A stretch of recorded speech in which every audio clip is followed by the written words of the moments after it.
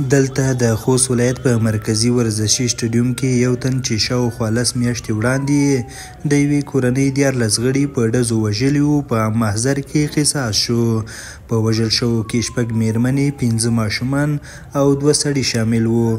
د خوست ولایت مقام ویان مستغفر ګربز د سترې محکمې د مرکزي تمیز د جزا دیوان عمومي رئیس مفتي عتیق الله درویش له قوله ویلي چې واک ته د اسلامي امارت له رسیدو راهیسې دا 11 اعدام دی چې ترسره کیږي.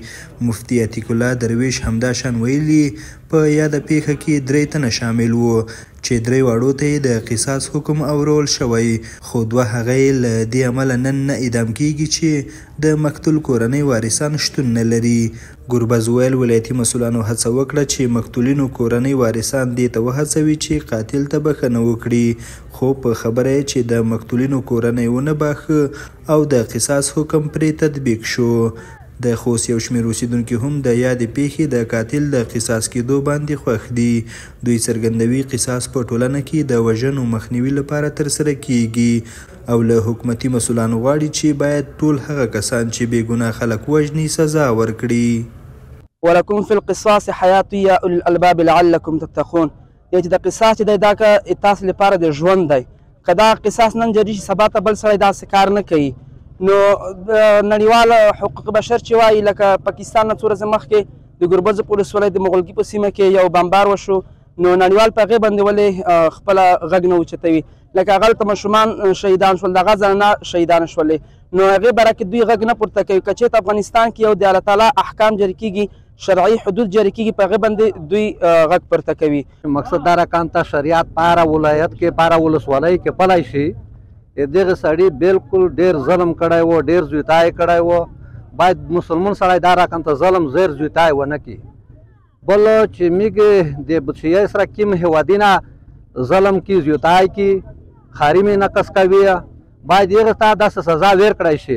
د خوست یو شمېر اوسیدونکي چې د قصاص د تطبیق نندارې ته ورغلي وو باور لري چې دا کار به د جرمونو د مخنیوي لپاره اړین او ګټور ګام وي.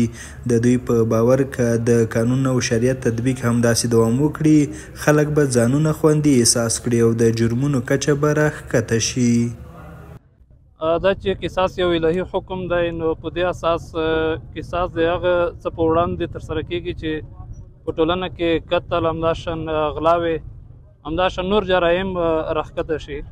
نو موږ تل د خپل حکومت څخه او د اسلامي امارت څخه دا غوښتنه ده چې په غله باندې، همداشان په قتل کوونکو باندې چې دوی په ټولنه کې قتل کوي، د هغوی پر وړاندې قصاص جاري وساتي. دغه قتل وروست، قتل یې ته پیش کړه، دې مخه ده، بیا هغه قتل ته خپل چښتنونه دی چې بخښنه ورته وکړي، بخښنه نه خدای تعالی ډېر خوشحالېږي.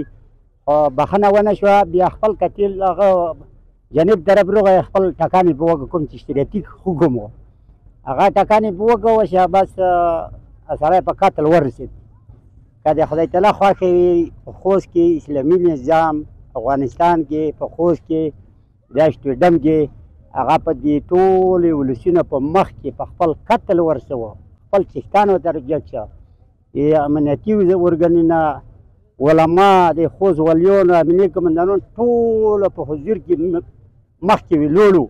له نن 10 میاشتې وړاندې د خوست په علشیرو او تریزیو ولسوالۍ کې یوه بوږنوونکې پیښه رامنځته شوه چې د یوې کورنۍ 14 غړي ووژل شول.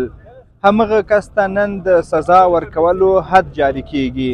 دا کسان د خوست د فوټبال مرکزي لوبغاړي ته ډله ډله ور روان دي تر څو دغه کس ته د سزا ورکولو لیدنه وکړي.